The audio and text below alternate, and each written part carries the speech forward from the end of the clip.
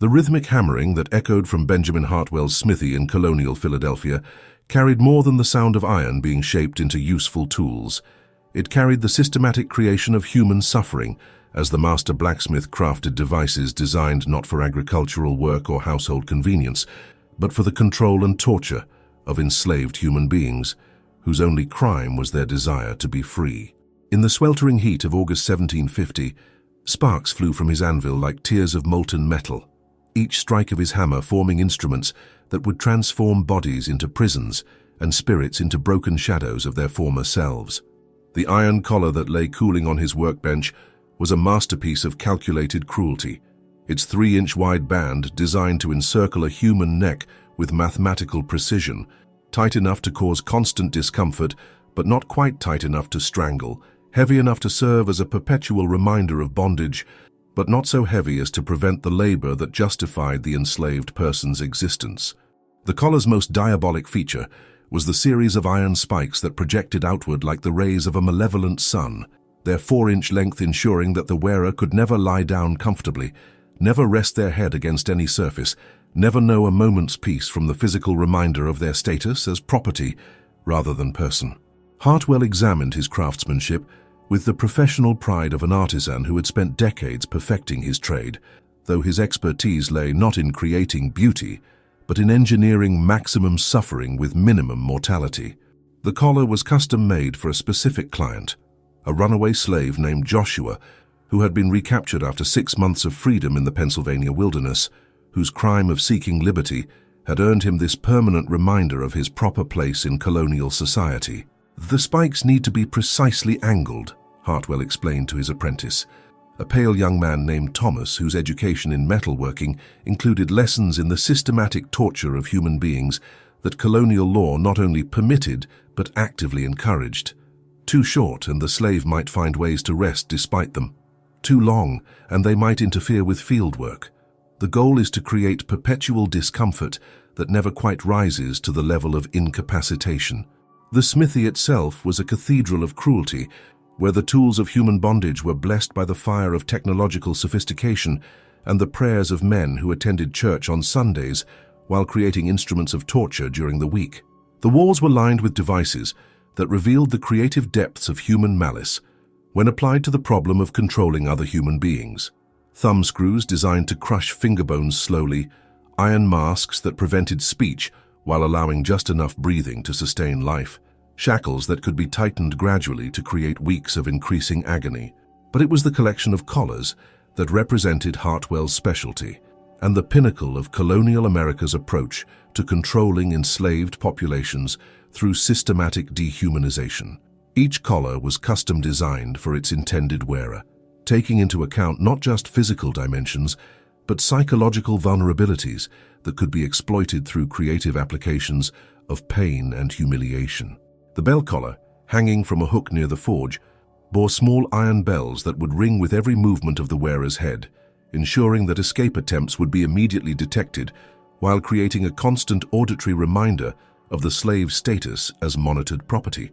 The sound was designed to be just irritating enough to prevent sleep, while not quite loud enough to interfere with work productivity. The Branks collar, imported from English traditions of punishing women accused of speaking too freely, featured an iron bridle that extended into the wearer's mouth, pressing down on the tongue to prevent speech while allowing enough mouth movement for eating and drinking. This device was typically reserved for enslaved people who had committed the unforgivable sin of learning to read or attempting to teach others literacy skills that might inspire thoughts of freedom.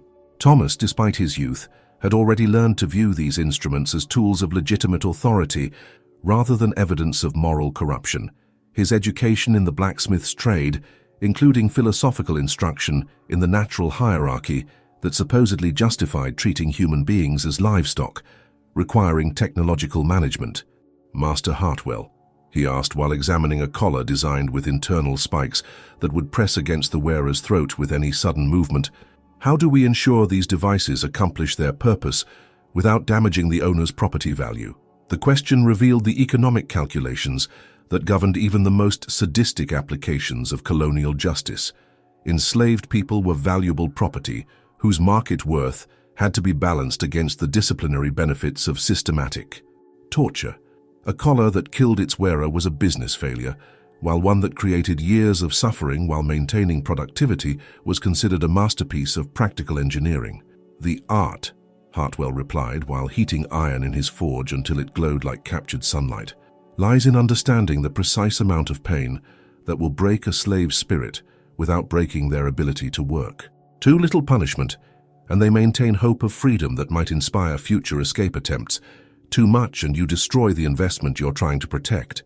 The conversation was interrupted by the arrival of their most important client, Colonel William Bradford, owner of Thornfield Plantation and one of Philadelphia's most respected citizens, whose reputation for Christian virtue was matched only by his creativity in devising punishments for enslaved people who failed to demonstrate appropriate gratitude for his beneficent ownership of their lives.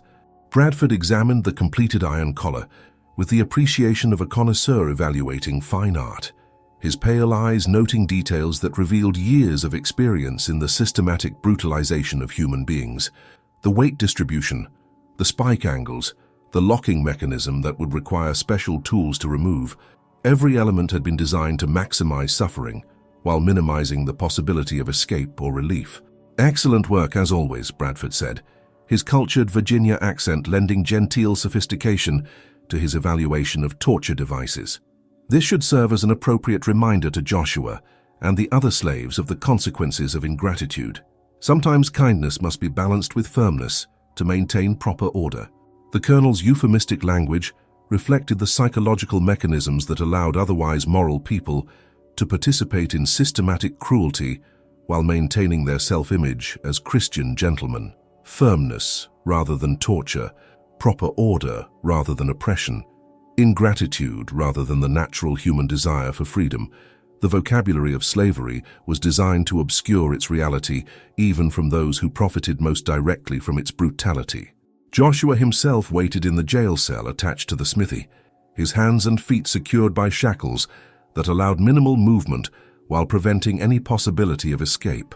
At 28, he had survived 12 years of bondage before making his desperate bid for freedom. 12 years of backbreaking labor in tobacco fields, where human beings were worked to death and replaced as casually as worn-out farming equipment. His capture had been inevitable in a society where every white person was legally obligated to assist in returning escaped property to its rightful owners, where free black people were viewed with suspicion as potential accomplices to runaways, where even sympathetic individuals faced severe legal penalties for assisting enslaved people in their bids for liberty. The 6 months of freedom he had experienced in Pennsylvania's wilderness had shown him what life could be like without chains, making his return to bondage even more psychologically devastating than his original enslavement. "Boy," Bradford addressed Joshua through the cell bars, his tone carrying the casual authority of someone who had never doubted his right to own other human beings. "You're about to receive a reminder of your proper place in God's natural order.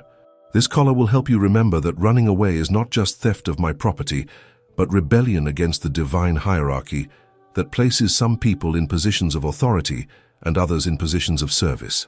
Joshua's response revealed the kind of dignity that 12 years of slavery had not been able to destroy. Though the iron collar was specifically designed to accomplish what whips and chains had failed to achieve. "I was born free in my own mind," he said quietly, his voice carrying the strength of someone who had tasted liberty and would never again accept bondage as natural or inevitable. "You can put iron around my neck, but you can't put iron around my soul." The statement enraged Bradford in ways that physical resistance never could, because it challenged the fundamental assumption that justified his ownership of human beings, the belief that enslaved people had been created by God to serve white masters, that their bondage was natural rather than imposed, that their spirits could be broken through sufficient application of technological torture. "We'll see about that," the colonel replied, his voice taking on the cold edge that enslaved people learned to recognize as the prelude to violence. "Mr. Hartwell has created something special for you, something that will remind you every moment of every day that your thoughts, your dreams, your very breath exist only at the pleasure of your betters." As the iron collar was heated to the precise temperature necessary for fitting, hot enough to cause searing pain during installation, but not so hot as to cause permanent scarring that might reduce property value, Joshua prepared himself for the transformation from human being into walking advertisement, for the consequences of seeking freedom in a society built on the systematic denial of that freedom to people whose only crime was the color of their skin. The Smithy's forge glowed like the fires of hell as colonial America's most sophisticated torture device was prepared for installation on the neck of a man whose courage had earned him suffering, designed to serve as both punishment and warning to others who might harbor similar dreams of liberty. The iron collar was more than a device. It was a symbol of the technological sophistication that white society brought to the problem of maintaining human bondage, proof that systematic cruelty required as much ingenuity as any other colonial craft. The hammering resumed as Hartwell made final adjustments to ensure maximum effectiveness of an instrument, designed not just to control one man's body, but to break his spirit and terrorize every enslaved person who would see him wearing the permanent reminder of what happened to those who dared to claim their natural rights. The forge would burn through the night, creating suffering with the same precision that other artisans brought to creating beauty, proving that human evil could be as systematic and sophisticated as human goodness, and often more generously rewarded by societies that valued property over people. The dawn of August 15, 1750, brought no relief from the oppressive humidity that had settled over Philadelphia, like a shroud. But in the courtyard behind Hartwell's smithy, the heat would soon become the least of Joshua's concerns as he prepared to experience the culmination of colonial America's technological approach to human suffering. The iron collar had cooled overnight from molten orange to the dull gray of hardened steel, its weight now concentrated into 3 pounds of metal that would become a permanent extension of his body, a physical manifestation of his status as property that could be modified, decorated, and displayed according to his owner's whims, and the broader society's need for visible reminders of the consequences of seeking freedom.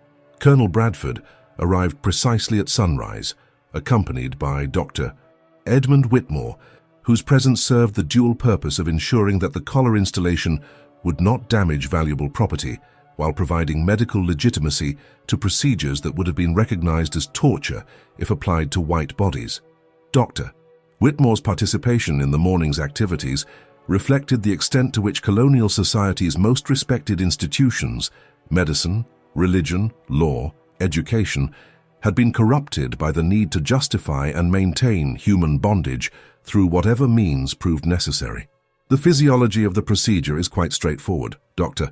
Whitmore explained to Bradford, while examining Joshua with the clinical detachment that medical training provided, for men who needed to view human beings as mechanical systems rather than sources of moral obligation. The collar's weight and design will create constant pressure on the carotid arteries, resulting in perpetual mild hypoxia that will cause fatigue and mental confusion while not quite rising to levels that would impair work performance. The medical analysis revealed the scientific sophistication that colonial torture had achieved through decades of experimentation on enslaved bodies, with doctors and engineers collaborating to create devices that maximized psychological impact while minimizing economic loss through death or permanent incapacitation. The iron collar represented the fusion of medical knowledge and sadistic creativity, designed by men who understood human anatomy well enough to cause precise amounts of suffering without crossing the line into commercially counterproductive harm. Joshua had spent the night in prayer and preparation for an ordeal that would either break his spirit completely or forge it into something harder than the iron that would soon encircle his neck. His 6 months of freedom had shown him possibilities that slavery was designed to make unimaginable. The simple pleasure of walking where he chose, speaking to whom he pleased, sleeping when exhaustion demanded rest, rather than when white authority granted permission. "You understand," Bradford addressed Joshua, while Hartwell made final preparations for the fitting, "that this is not punishment for punishment's sake, but education designed to benefit your moral development. God has placed you in circumstances that require humble acceptance of His will, and this collar will serve as a constant reminder of the humility that befits your station." The colonel's words reflected the theological sophistication with which colonial Christianity had been adapted to justify systematic cruelty, transforming torture devices into instruments of divine grace and human suffering, into evidence of God's plan for racial hierarchy. Ministers throughout the colonies preached sermons that made iron collars and whipping posts into sacraments of a religious system that served wealth and power rather than justice and mercy. But Joshua's response revealed the kind of spiritual strength that torture was designed to destroy but sometimes accidentally strengthened, like iron forged in fire until it became harder than the flames that shaped it. "Your God and my God must be different people," he said quietly, his voice carrying the conviction of someone whose suffering had brought him closer to divine truth rather than further from it. "My God made all people free, and he's going to judge what you do to his children." The theological challenge enraged Bradford more than physical resistance would have, because it struck at the heart of the moral justification that allowed him to maintain his self-image as a Christian gentleman while participating in systematic brutality. The success of colonial slavery depended on the enslaved accepting not just their physical bondage, but the spiritual framework that made that bondage seem divinely ordained rather than humanly imposed. Hartwell approached with the heated collar, its metal surface radiating waves of heat that made the summer air even more oppressive, while creating visible distortions that seemed to bend reality around the instrument of torture. The blacksmith had calculated the temperature precisely, hot enough to cause excruciating pain during installation, creating psychological trauma that would be recalled every time the wearer touched the metal, but not so hot as to cause burns that might become infected and threaten the owner's investment. "Hold him steady," Hartwell instructed two burly assistants who had been hired specifically for this purpose, men whose own moral corruption had been purchased with wages that made them complicit in activities they would never have tolerated if applied to members of their own race. The economic incentives that sustained slavery reached far beyond plantation owners to include every white person who profited from the systematic oppression of black bodies. The installation process was designed to be as traumatic as the wearing, transforming the attachment of metal to flesh into a ritual of dehumanization that marked the transition from person to property in ways that were both physical and psychological. The heated collar seared against Joshua's skin with a sound like bacon frying, while the specialized tools required to secure the locking mechanism created an atmosphere of medical precision that made torture seem scientific rather than sadistic. Dr. Whitmore monitored Joshua's vital signs throughout the procedure, his medical knowledge ensuring that pain levels remained within ranges that would create maximum psychological impact without crossing into territory that might cause death or permanent incapacitation. The doctor's presence transformed systematic cruelty into medical procedure, lending the authority of science to activities that were designed to break human spirits through technological sophistication. "Excellent work, Doctor," Whitmore pronounced when the collar had been locked into place, its iron spikes creating a 4-inch radius around Joshua's head that would prevent him from lying down, resting against surfaces, or experiencing any physical comfort that might allow him to forget his status as punished property.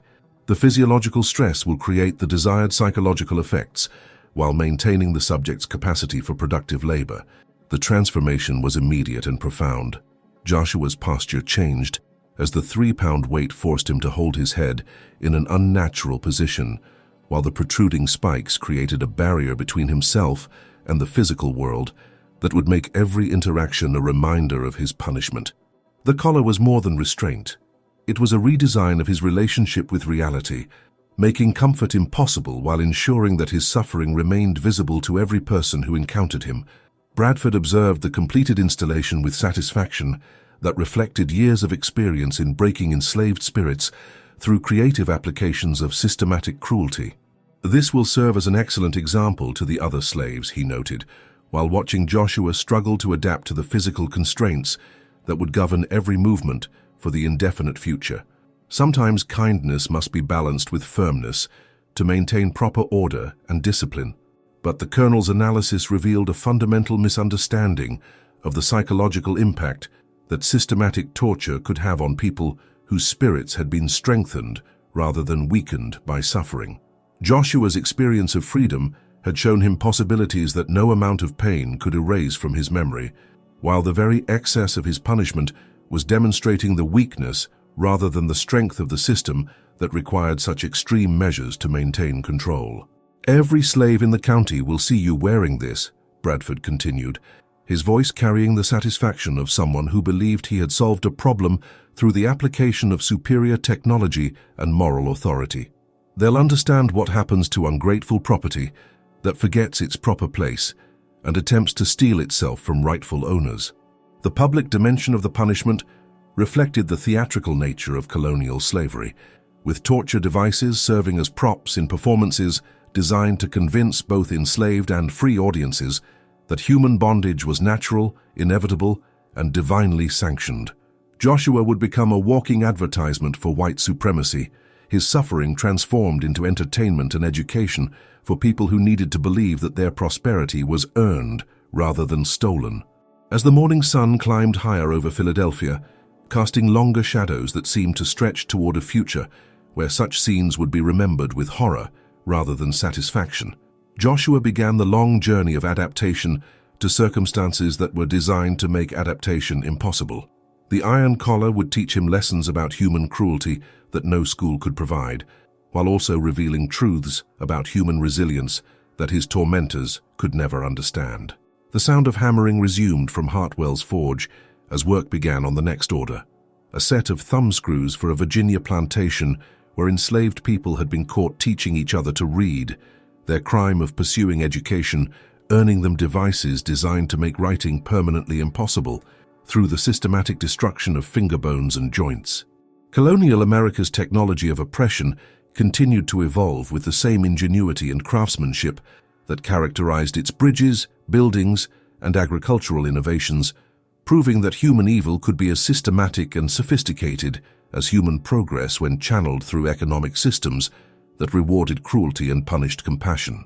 The iron collar around Joshua's neck was just one example of the technological sophistication that white society brought to the problem of maintaining human bondage, a reminder that the foundations of American prosperity were built not just on stolen labor, but on stolen humanity, extracted through devices as precisely engineered as any other colonial product.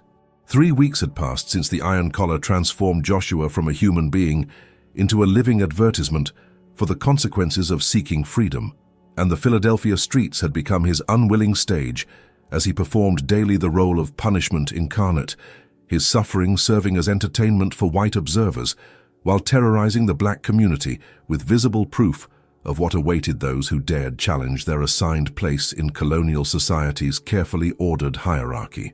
The collar's weight had already begun its systematic destruction of his physical health, forcing his spine into unnatural curves that created constant pain, while the protruding spikes made sleep impossible, except in brief, uncomfortable periods that provided no real rest.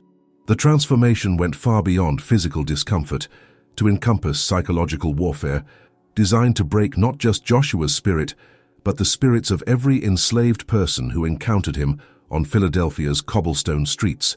Children pointed and stared, their young minds being educated in the proper relationship between black bodies and white authority, while adults crossed themselves and whispered prayers of gratitude that their own compliance had saved them from similar torments. Dr. Whitmore conducted weekly examinations that served the dual purpose of monitoring Bradford's investment, while documenting the systematic effects of prolonged torture on human physiology. His medical notes, recorded with clinical precision, revealed the scientific approach that colonial society brought to the problem of breaking human spirits through technological innovation. Subject shows expected signs of sleep deprivation, chronic pain, and psychological stress, Dr. Whitmore recorded in his leather-bound journal, his handwriting steady despite the moral corruption that his participation in systematic torture represented. Muscle atrophy in neck and shoulders progressing as predicted, while maintaining sufficient motor function for basic labor tasks. Psychological deterioration proceeding within acceptable parameters. The medical documentation served multiple purposes within colonial society's approach to managing enslaved populations, providing scientific legitimacy for torture, creating records that could be used to refine future devices, and, most importantly, transforming human suffering into data that could be analyzed without moral consideration of the people being destroyed by the process. Joshua's daily routine had been carefully structured by Bradford to maximize the collar's impact on both wearer and observers. Each morning, he was required to walk through Philadelphia's Market District, where his appearance served as free advertising for the effectiveness of Hartwell's devices, while reminding potential customers that sophisticated torture technology was available for their disciplinary needs. The market vendors, many of whom employed enslaved workers in their shops and stalls, watched Joshua's progress with the mixture of fascination and revulsion that systematic cruelty inspired in people whose own moral compromises made them uncomfortable with excessive displays of brutality. They understood that his suffering was designed to benefit their own interests by terrorizing the enslaved population into compliance. But the visible extent of his torment forced them to confront realities about their society that they preferred to keep hidden. "That collar's a work of art," commented James Peterson, a baker whose shop employed 4 enslaved workers whose productivity had noticeably increased since Joshua began his daily walks through the district. "Hartwell's a genius when it comes to creating devices that send the right message without damaging valuable property." But Peterson's admiration was tempered by unease that reflected the psychological complexity of maintaining a moral self-image while participating in systematic oppression. The success of colonial slavery depended on white people's ability to view extreme cruelty as necessary discipline rather than evidence of their own moral corruption, a mental gymnastics that required constant reinforcement through theological, legal, and scientific justifications. The enslaved workers who encountered Joshua during his forced exhibitions reacted with a complex mixture of terror, sympathy, and anger that reflected their understanding of both his suffering and its purpose within the broader system of control that governed their lives. They recognized in his punishment a warning directed at their own dreams of freedom, but also saw in his continued defiance evidence that even the most extreme torture could not completely destroy human dignity. Sarah, an enslaved woman who worked in Peterson's bakery, found opportunities to slip Joshua small pieces of bread and occasional words of encouragement, despite the risks such kindness entailed, if discovered by white observers who were constantly monitoring interactions between enslaved people for signs of collective resistance or sympathy that might inspire organized rebellion. "They're trying to break your spirit," she whispered during one of their brief encounters, her voice carrying the wisdom of someone who had survived 20 years of bondage through careful observation of white psychology and strategic resistance. "But they can't touch what's inside you unless you let them. You're still a man underneath all that iron."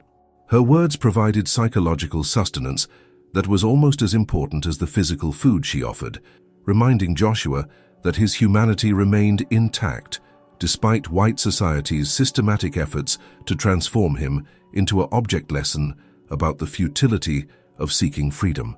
The underground network of support that connected Philadelphia's enslaved community had adapted to include him, creating opportunities for human connection that the collar was designed to prevent. But the psychological warfare was taking its toll despite the community support that made his suffering bearable. The chronic pain, sleep deprivation, and constant public humiliation were achieving their intended effects, creating a weariness that went beyond physical exhaustion to encompass a soul-deep tiredness that made continuing existence seem more burdensome than death. Dr.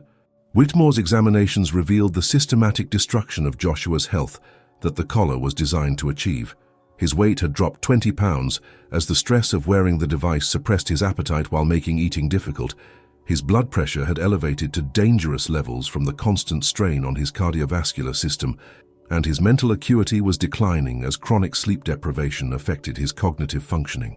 "The subject is responding exactly as our calculations predicted," Dr. Whitmore reported to Bradford during one of their monthly consultations, his medical expertise providing scientific validation for torture that would have been recognized as barbaric if applied to white bodies. "Physical degradation is proceeding at optimal rates, significant enough to create desired psychological effects while remaining within parameters that preserve economic value." Bradford's satisfaction with the results reflected his understanding of the collar's dual purpose as both punishment and advertisement for the effectiveness of sophisticated torture in maintaining social order. Joshua's visible suffering was inspiring fear in the broader enslaved community, while demonstrating to potential buyers the quality of Hartwell's craftsmanship and the sophistication of colonial America's approach to managing human property. "Excellent," Bradford replied while examining financial records that showed increased productivity among his other enslaved workers since Joshua had begun wearing the collar. The investment in proper discipline is paying dividends throughout the plantation. When slaves understand the consequences of ingratitude, they develop proper appreciation for the benefits of their situation. The economic analysis revealed the mathematical precision with which colonial slavery approached the problem of extracting maximum value from human suffering. Every aspect of Joshua's torment had been calculated to produce specific results: terror in the enslaved community, satisfaction among white observers, profits for the craftsmen who created torture devices, and most importantly, reinforcement of racial hierarchies that made systematic oppression seem natural rather than imposed. But the very excess of Joshua's punishment was creating effects that his tormentors had not anticipated.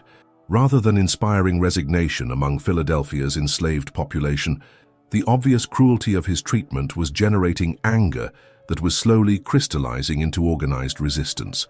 The collar that was designed to prevent rebellion was actually inspiring it by demonstrating the lengths to which white society would go to maintain control over people it claimed to own. Underground meetings in Philadelphia's black community had begun discussing not just Joshua's individual suffering, but the broader implications of torture devices that revealed white society's fundamental weakness rather than its strength. If enslaved people were naturally inferior and naturally suited for bondage, why did controlling them require such extreme technological sophistication and systematic cruelty? The questions were being whispered in churches, discussed in markets, debated in the informal gatherings where enslaved people planned their survival strategies and dreamed their dangerous dreams of freedom. Joshua's collar was becoming a symbol not just of white power, but of white fear, evidence that the system of slavery was more fragile than its defenders wanted to admit. As autumn approached, and Joshua entered his second month wearing the device that was systematically destroying his body while failing to break his spirit, Philadelphia's streets bore witness to a slow-motion tragedy that was forcing everyone who observed it to confront fundamental questions about the nature of civilized society and the price of prosperity built on systematic human suffering. The iron around his neck was more than metal. It was a crystallized expression of colonial America's moral corruption, proof that technological sophistication could be used to serve evil as effectively as good, and a reminder that the foundations of the New World's prosperity were built on innovations in cruelty that would eventually demand a reckoning whose violence would dwarf even the systematic torture that white society had perfected in its forges and foundries. The hammering from Hartwell's smithy continued day and night, creating new devices for new victims, while the profits from human suffering helped build the economic foundations that would support American independence and expansion. But the iron collar around Joshua's neck was also creating something its makers had not intended, a symbol of resistance that would inspire future generations to remember that no system of oppression, however technologically sophisticated, could permanently suppress the human hunger for dignity and freedom. October's chill settled over Philadelphia like a judgment from heaven, but the cold air provided no relief for Joshua, whose iron collar had become a conductor of winter's brutality as well as summer's heat. The metal drawing warmth from his body, while the protruding spikes prevented him from wrapping clothing around his neck for protection against weather that would soon turn deadly for someone whose torture device made normal shelter impossible. 2 months of wearing 3 pounds of iron had transformed his once powerful physique into a gaunt frame that testified to the systematic destruction of human health that colonial torture devices were designed to achieve with mathematical precision. Dr. Whitmore's examinations had become more frequent as Joshua's physical condition deteriorated beyond the parameters that medical science considered compatible with long-term survival, forcing the doctor to confront the possibility that his carefully calculated torture might succeed too completely, destroying valuable property rather than simply breaking a rebellious spirit. The medical records revealed a body under siege from multiple forms of systematic assault that were pushing human endurance toward its absolute limits. Subject's weight has dropped to 135 pounds from original 170, Dr. Whitmore recorded with clinical detachment that masked growing concern about the commercial implications of his experimental torture. Chronic cervical vertebrae displacement creating neurological complications, while sleep deprivation has reached levels that are beginning to affect motor coordination and cognitive functioning beyond acceptable ranges for productive labor. The medical documentation revealed the scientific precision with which colonial society approached the problem of breaking human spirits through technological innovation, but also exposed the fundamental contradiction in trying to maximize suffering while maintaining economic value. The iron collar was succeeding too well, destroying not just Joshua's will to resist, but his capacity to work, making him a liability rather than an asset to the plantation economy that justified his enslavement. Bradford's visits to monitor his investment had become more frequent as reports from Philadelphia indicated that Joshua's condition was deteriorating faster than anticipated, raising questions about the long-term effectiveness of torture devices that might prove counterproductive if they destroyed property value, while failing to provide the psychological benefits that justified their use. "The boy's becoming less useful every week," Bradford complained during one of his consultations with Dr. Whitmore, his language reducing human suffering to questions of agricultural efficiency, while revealing the economic calculations that governed even the most extreme applications of systematic cruelty. "If this collar kills him before it teaches proper lessons to the other slaves, then we've wasted both time and money on an ineffective disciplinary tool." But Joshua's condition was also creating unexpected complications in Philadelphia's enslaved community, where his visible deterioration was inspiring not the terror that Bradford had intended, but a growing anger that was crystallizing into organized resistance. The obvious cruelty of his treatment had pushed beyond the boundaries that made systematic oppression psychologically tolerable, forcing even the most compliant enslaved people to confront the reality that their own cooperation would never protect them from similar torments if white authority decided that examples needed to be made. Sarah, the bakery worker, who had provided Joshua with food and encouragement during his forced daily exhibitions, had emerged as a leader in organizing community support that went beyond individual kindness to encompass collective resistance to the torture that was being inflicted in their names. Her efforts to care for Joshua had evolved into a broader network of mutual aid and protection that challenged white assumptions about enslaved people's capacity for organization and strategic thinking. "Are they pushing too hard?" she told a gathering of enslaved workers who met secretly in the basement of Philadelphia's African Methodist Episcopal Church, her voice carrying the authority of someone whose years of survival had taught her to recognize when oppression crossed the line from tolerable brutality into suicidal excess. "That man dying slowly in front of all our eyes, and they want us to believe that's normal, that's right. That's what we deserve if we step out of line." The community response to Joshua's torment was revealing the psychological complexity of resistance in societies where systematic oppression depended on the complicity of its victims. The iron collar that was designed to prevent rebellion was actually inspiring it by demonstrating that white society's commitment to maintaining control would extend to levels of cruelty that made continued submission seem like collaboration with evil. Underground Railroad contacts had begun making inquiries about Joshua's situation, recognizing that his case represented an opportunity to expose the systematic brutality of colonial slavery, while potentially rescuing someone whose suffering had become a symbol of resistance throughout Pennsylvania's black communities. The network of abolitionists, free blacks, and sympathetic whites who facilitated escapes to freedom faced unprecedented challenges in planning a rescue operation for someone whose torture device made travel impossible while his high-profile status ensured constant surveillance. Reverend Richard Allen, whose ministry to Philadelphia's free and enslaved black population had made him one of the most influential leaders in the community, had begun incorporating Joshua's situation into sermons that challenged the theological justifications white Christianity used to sanctify human bondage. His approach was carefully calculated to inspire resistance while avoiding direct confrontation with colonial authorities who would not hesitate to destroy the church if its activities threatened their economic interests. "The Lord sees that iron around our brother's neck," Allen preached to congregations that included both free and enslaved blacks whose commitment to resistance was being forged in the fires of witness to systematic torture. "He sees the hands that made it, the minds that designed it, and the hearts that think such cruelty serves his purposes.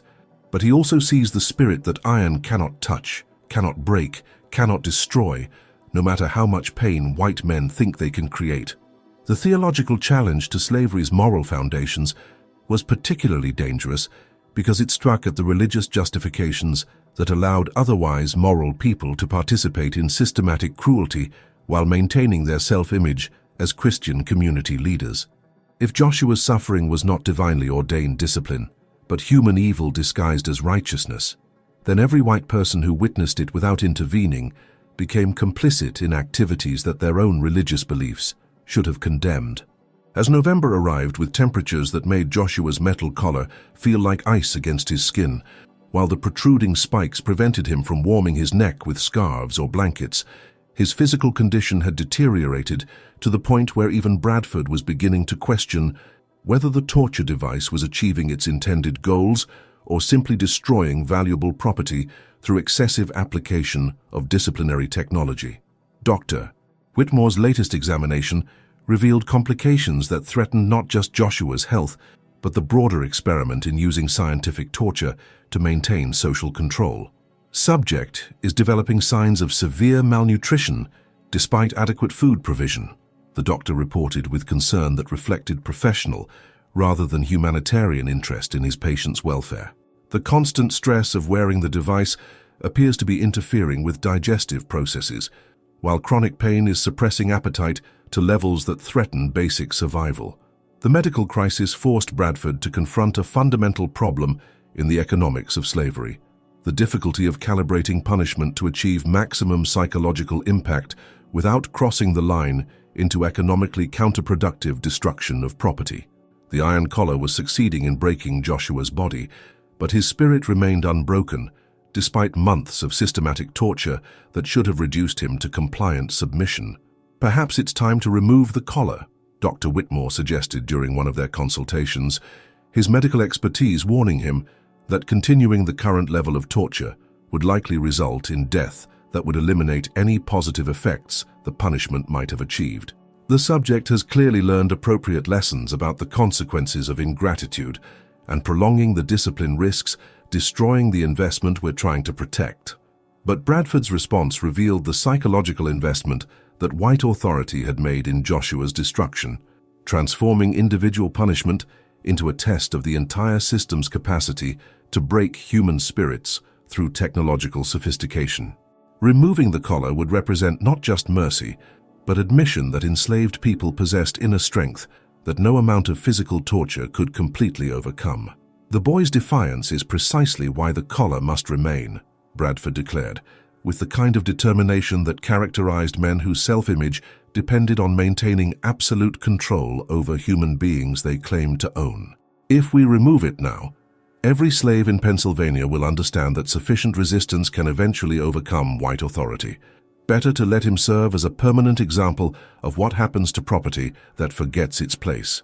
The decision to continue Joshua's torture, despite its obvious failure to achieve its stated goals, revealed the extent to which systematic cruelty had become an end in itself rather than a means of maintaining economic control, transforming punishment into a ritual of white supremacy that required human sacrifice to maintain its psychological power over both oppressor and oppressed.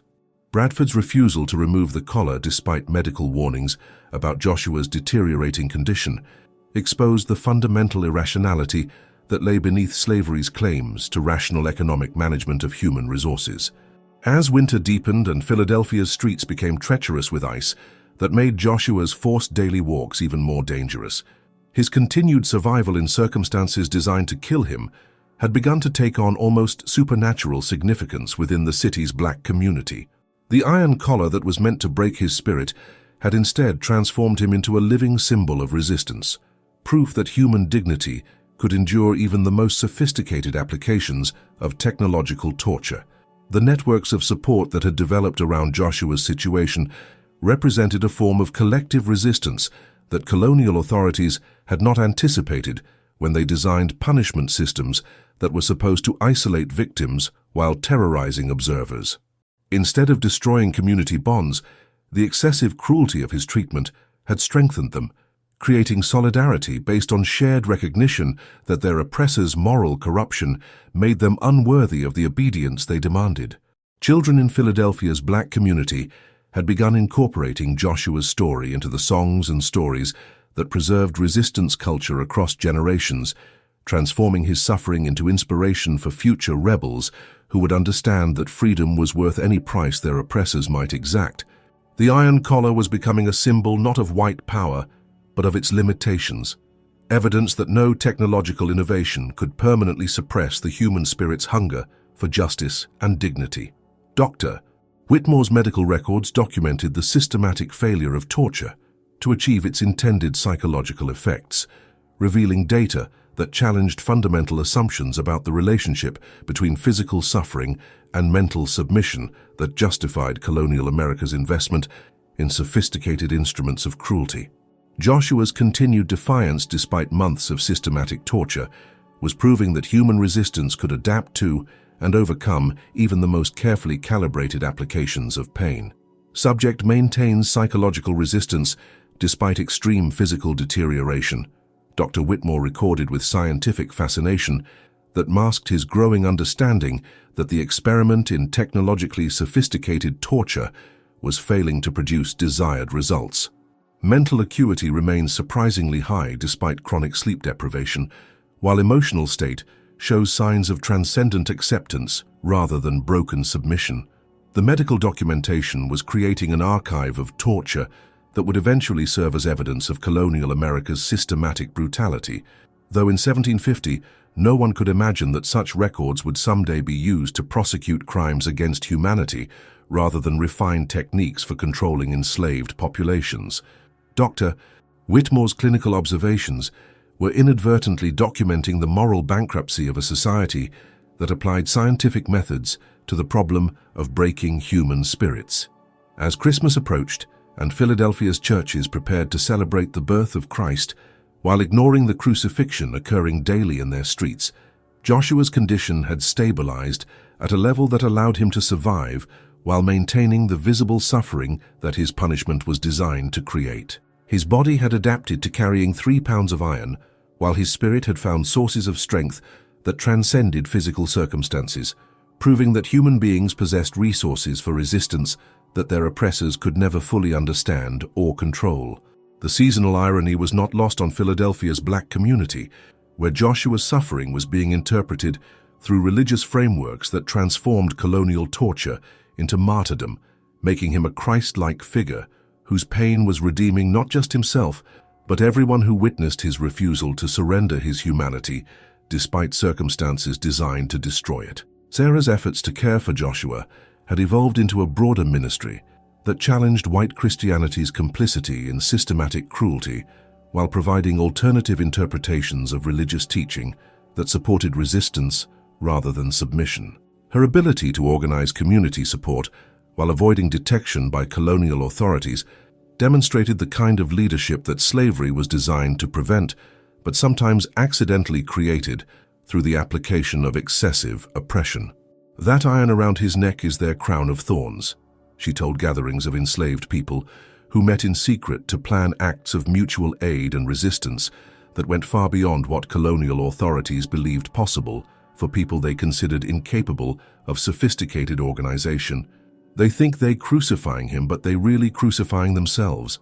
God sees everything they're doing, and he's preparing judgment for people who torture his children while claiming to serve him."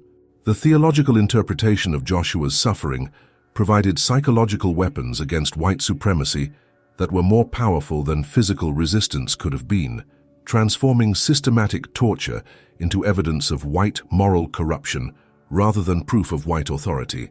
The iron collar was becoming a religious symbol that inspired rather than terrorized, creating martyrdom rather than submission. Underground railroad operatives had developed preliminary plans for rescuing Joshua, despite the obvious challenges that his torture device presented for any escape attempt. The network's capacity for complex operations involving multiple participants across several states had been demonstrated in previous rescues, but Joshua's case presented unprecedented difficulties that would require innovations in technique and unprecedented risks for everyone involved. Harriet Tubman, whose reputation for successful rescue operations had made her one of the Underground Railroad's most valuable assets, had personally reconnoitered Joshua's situation during a visit to Philadelphia disguised as a domestic worker. Her assessment was characteristically direct. The rescue would be extremely difficult, but not impossible, requiring careful timing, multiple participants, and acceptance of casualties if colonial authorities discovered their activities. "That collar makes him easy to track and hard to hide," Tubman reported during a secret meeting with Underground Railroad coordinators in a Baltimore safe house, her analysis revealing the tactical sophistication that had made her legendary among both escaped slaves and the bounty hunters who pursued them. "But it also makes him a symbol that's worth dying for. Sometimes saving one person saves everybody, because it proves that saving people is possible." The strategic analysis revealed how Joshua's individual torment had transcended personal suffering to become a test of the entire system's capacity to maintain control through technological terror. His rescue would demonstrate that no torture device, however sophisticated, could permanently prevent enslaved people from claiming their freedom when they found sufficient courage and organization to act collectively. As 1750 drew to a close, and Joshua entered his 5th month wearing an iron collar that had failed to break his spirit, despite succeeding in destroying his body, Philadelphia had become the stage for a drama that tested every assumption about human nature, technological control, and the moral foundations of colonial society. The iron around his neck was more than metal. It was crystallized evil that revealed the true character of people who could create such devices while claiming to serve God and civilization. The forge continued burning in Hartwell's smithy, creating new instruments of torture for new victims, while the profits from systematic cruelty helped build the economic foundations that would support American independence. But the iron collar around Joshua's neck had also created something its makers never intended, a symbol of resistance that would inspire future generations to understand that human dignity could survive any technological innovation designed to destroy it, and that freedom was worth any price their oppressors might demand. The sound of hammering echoed through Philadelphia's winter nights, but it was being answered by other sounds: whispered prayers, secret meetings, and the quiet organization of people who had learned that the most sophisticated torture could not kill the hope that burned in human hearts committed to justice. The iron collar was failing in its primary purpose, while succeeding in ways that would eventually doom the system it was designed to protect, proving that oppression contained the seeds of its own destruction when it pushed beyond the boundaries that made systematic cruelty psychologically sustainable for both victims and perpetrators. Spring returned to Philadelphia in 1751 with the kind of renewal that made winter's brutality seem like a nightmare from which the world had finally awakened. But for Joshua, the changing seasons brought no relief from the iron collar that had become as much a part of his body as his own bones. After 8 months of carrying 3 pounds of metal that had systematically destroyed his physical health, while failing completely to achieve its intended goal of breaking his spirit and terrorizing Philadelphia's enslaved community into absolute submission. The medical records that Dr. Whitmore had meticulously maintained throughout the experiment in technologically sophisticated torture documented a systematic failure that challenged every assumption about the relationship between physical suffering and psychological control that justified colonial America's investment in devices designed to manage human property through the scientific application of pain. Joshua had lost nearly 40 pounds, developed chronic infections around the collar's contact points, and showed signs of neurological damage from months of sleep deprivation, yet his mental resistance had actually strengthened rather than weakened under the systematic assault on his humanity. Subject demonstrates unprecedented psychological resilience despite extreme physical deterioration. Dr. Whitmore recorded with the clinical fascination of someone whose professional interest in human suffering had been educated by months of observing torture's failure to achieve its intended effects. Mental acuity remains high, despite chronic pain and malnutrition, while emotional state shows signs of transcendent acceptance that appears to draw strength from the very suffering designed to break it. The medical documentation had inadvertently created an archive of testimony about human dignity's capacity to survive systematic attempts at its destruction, though the doctor's scientific detachment prevented him from recognizing the moral implications of data that proved enslaved people possessed inner resources that no technological innovation could completely overcome. His records would eventually serve as evidence of colonial America's systematic brutality, but in 1751, they were simply data in an experiment that was failing to produce desired results. Bradford's visits to monitor his investment had become exercises in frustrated authority as he confronted the reality that his most sophisticated punishment was achieving the opposite of its intended effects. Rather than breaking Joshua's spirit, the iron collar had transformed him into a symbol of resistance that was inspiring rather than terrorizing Philadelphia's black community, proving that excessive cruelty could undermine rather than strengthen systems of control that depended on psychological as well as physical dominance.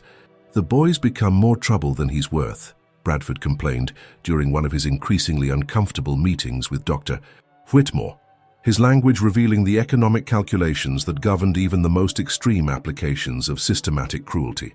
The other slaves see him still defying authority despite months of discipline, and they're beginning to think that white power isn't as absolute as we need them to believe.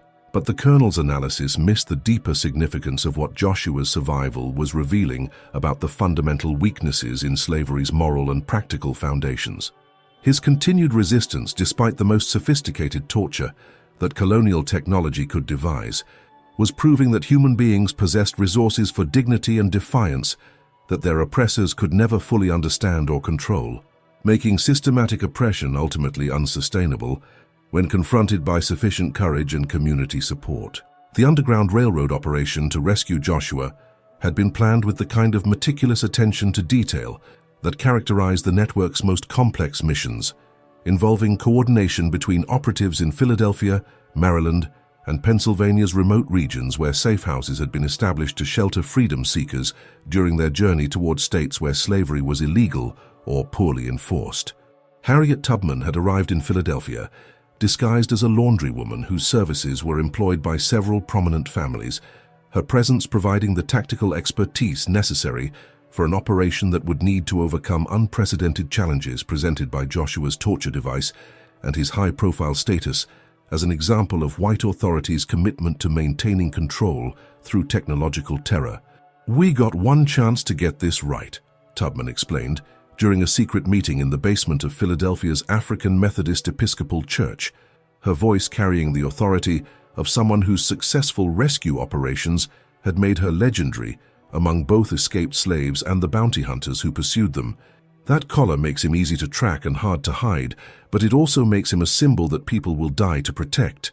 Sometimes one rescue changes everything, because it proves that rescue is possible." The tactical planning revealed the sophisticated organization that the Underground Railroad had developed to counter slavery's technological innovations with human ingenuity, courage, and sacrifice. Every detail had been considered, from the specialized tools needed to remove Joshua's collar to the medical supplies required to treat injuries from its removal, from the routes that would avoid patrols to the safe houses that could shelter someone whose physical condition required extensive care. Sarah's role as community organizer had evolved into active participation in the rescue operation, her knowledge of Philadelphia's streets and schedules providing essential intelligence, while her relationships within the enslaved community created networks of support that could facilitate escape while maintaining the secrecy necessary for success. Her transformation from individual kindness to collective resistance demonstrated the leadership potential that slavery was designed to suppress, but sometimes accidentally created through excessive oppression. "They think we can't organize because we're property," she told the gathering of conspirators who had volunteered for an operation that would certainly result in death or worse if discovered by colonial authorities.